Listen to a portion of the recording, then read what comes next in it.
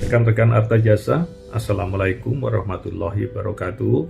Selamat menjalankan ibadah Ramadan bagi yang menjalankannya. Pada hari ini saya ingin berbagi tentang bagaimana ekonomi digital itu ekosistemnya dapat dibangun dengan baik. Ekosistem digital itu memang kompleks dan menantang, tapi paling tidak ada 5 hal penting yang perlu digarisbawahi dalam mengembangkan ekonomi keuangan digital. Yang pertama adalah keberadaan infrastruktur yang aman, kuat, dan reliable.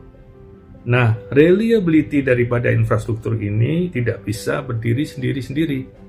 Jadi ada interconnectedness antara infrastruktur yang satu dengan yang lain, yaitu kita perlu menyambungkan infrastruktur paling tidak mobile network operator, jaringan lembaga keuangan bank dan non-bank, kemudian payment system provider, dan tidak lupa juga ada andil teknologi provider. Nah, kalau ekosistem itu terbentuk dengan baik, diperkirakan atau ditujukan untuk menampung transaksi digital ke depan yang besar sekali dan mensyaratkan kecepatan. Tentu di depannya harus ada keamanan dan kemudahan bagi penggunanya. Nomor 2, ekosistem keuangan digital ini juga mensyaratkan adanya regulasi yang mendukung atau regulatory framework yang seimbang antara inovasi dan risiko.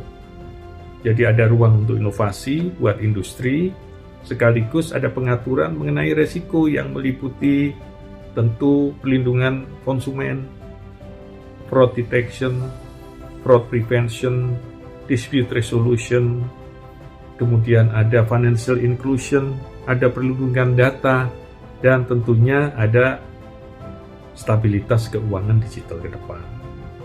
Ini penting ya. Dan yang nomor 3, tidak kalah penting dan andilnya besar sekali, yaitu penggunanya, apa yang kita sebut sebagai customer adoption.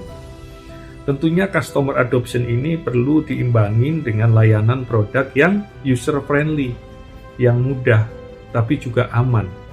Jadi oleh karena itu, para provider daripada layanan dan produk yang ditawarkan kepada konsumen ini juga penting untuk mengkomunikasikan mengenai produk layanannya, mulai dari awareness-nya, mulai dari bagaimana bertransaksi yang aman, mulai dari manfaatnya, sekaligus resikonya dan perlindungan datanya ya.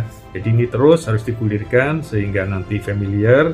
Kalau sudah customer familiar, tentu acceptance terhadap produk dan layanannya semakin meluas. Yang keempat, tentu kita juga membutuhkan ekosistem yang menghubungkan para produser dan para pemberi layanan kepada customer itu banyak, yaitu perlunya juga ekosistem mulai dari keuangan yang memudahkan customer akses di keuangan, pasar atau e-commerce, memudahkan customer akses di pasar, memudahkan customer akses di payment, ada payment system provider, memudahkan customer ke logistik, ada logistik, dan memudahkan customer tentunya ke cross border ya. Jadi kalau semua ini disatukan, tentunya customer akan terpenuhi segala kebutuhannya karena ada keuangannya, ada marketnya, ada paymentnya, ada logistiknya, dan ada cross bordernya. Dan saya kira ini memang diperlukan ya, apalagi di Indonesia yang sedang meningkatkan financial inclusion dan ekspor ke depan. Dan yang terakhir adalah inovasi.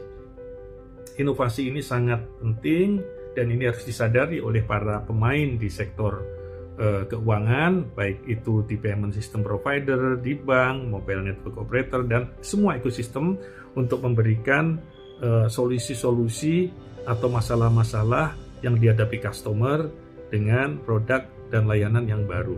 Dengan adanya ekosistem itu akan mudah sekali bagi customer untuk memberikan feedback karena hampir semua kebutuhannya dapat ditampung, dan ini tentu akan merubah paradigma dari semua korporasi, baik itu payment system provider, teknologi provider, financial institution, non-financial institution, semuanya akan merubah mindsetnya yang tadinya dari product orientation mau nggak mau jadi ke customer centric atau customer orientation.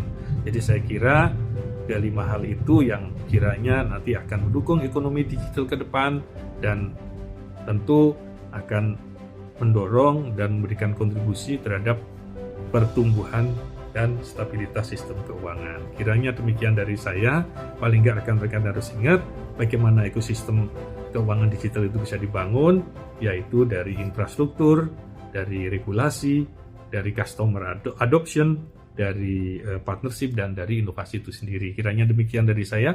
Wassalamualaikum warahmatullahi wabarakatuh.